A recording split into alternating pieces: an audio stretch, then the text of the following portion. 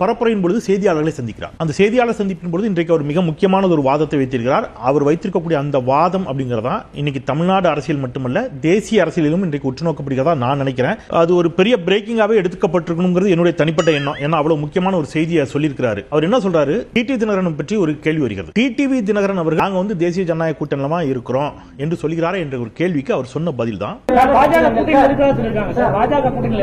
அவர் இருக்கிறார் சொல்றாரு. அதுக்கு நாங்க ஒண்ணும் சொல்லலையே.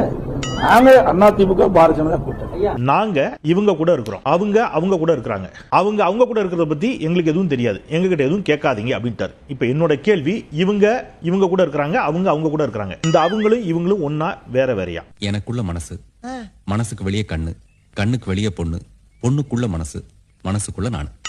புரியுதா?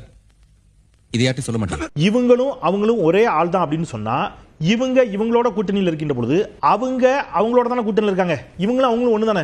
அப்ப இந்த அவங்களோட ஏன் ஒன்னா சேரக்கூடாது? அதாவது எங்க அண்ணன் இருக்காருல்ல, எங்க அண்ணன் பொண்டாட்டி இருக்கு பாருங்க, எங்க அண்ணியோட மாமனார் இருக்காரு பாருங்க, மாமனாருக்கு தங்கச்சி மகன் இருக்கான்ல, மகனோட பெரியப்பா மகனுக்கு ஒண்ணு விட்டு ஒண்ணு சித்தப்பா மகன்.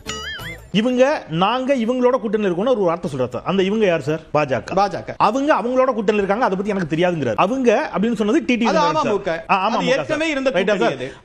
அவங்களோட கூட்டணியில் இருக்காங்க. அவங்க யார் சார்? அவங்களும் பாஜக தானே. ஆனா அவங்க எங்க கூட்டணியில் இருக்காங்களான்னு எனக்கு தெரியாது.